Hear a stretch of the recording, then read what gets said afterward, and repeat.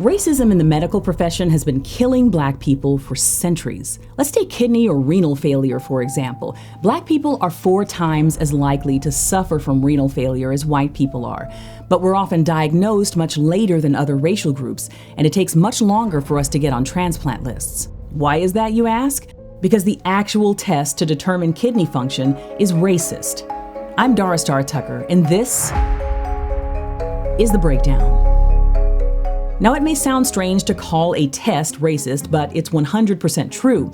And the Organ Procurement and Transplantation Network Board just outlawed the test completely. And not only did they outlaw the test, but they also recalculated the wait times for all Black kidney transplant candidates and had to move a bunch of them to the front of the line because the severity of their renal failure had been grossly underestimated. It's kind of an unprecedented move by a medical board to enact restorative justice where clear medical racism was at play. Now, how does this happen? How do you develop a racist kidney failure test? Well, about 20 years ago, researchers finally developed a fairly reliable test for evaluating kidney function called eGFR. The test evaluates how efficiently a person's kidneys move a waste product called creatinine from the blood. They noticed that the study participants who were Black had higher levels of creatinine in their blood, even when their kidney function was operating at the same level as their white counterparts. The conclusion they drew was that those Black participants had more muscle mass, since people with higher muscle mass make more creatinine. Now, testing creatinine levels is not a perfect indicator of kidney function.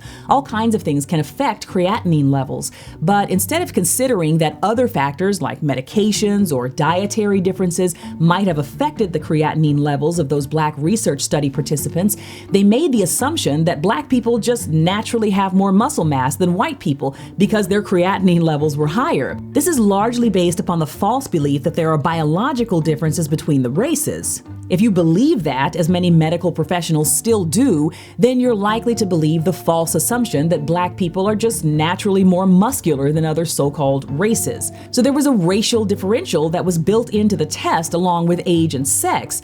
If you were Black, your kidney function was just assumed to be naturally higher than it really was. And this race correlation has been used for over 20 years because the majority of the medical community wasn't questioning the assumptions that researchers were making about Black people's bodies.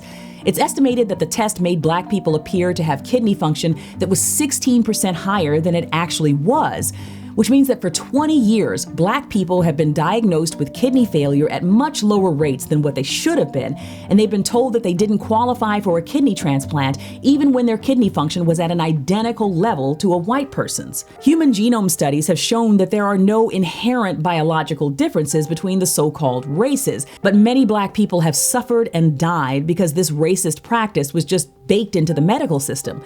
When we talk about systemic racism, this is what we mean. Institutions are often set up to devalue, dismiss, and deprioritize Black people, not because you have hood-wearing Klansmen or neo-Nazi skinheads at the helm, but because you have a handful of well-meaning researchers unaware of their implicit biases who are unconsciously applying their assumptions about race to their work in a way that has proven detrimental to Black people. The Organ Procurement and Transplantation Network just approved eliminating this race-based calculation in 2022, and in 2023, they required that kidney transplant programs reassess their lists and make the necessary adjustments to reprioritize any Black patients who were disadvantaged by the racist test. Their Minority Affairs Committee, led by Dr. Nwamaka Inanya, is leading the charge to come up with a more equitable equation going forward. This is truly an unprecedented move by a major medical body to acknowledge wrongdoing and to take steps to alter its course. Let's hope that this decision sets a precedent going forward for the medical community at large. Find the latest episode of the All Over the Place podcast in my bio, where I do a deep dive on the topic of medical racism.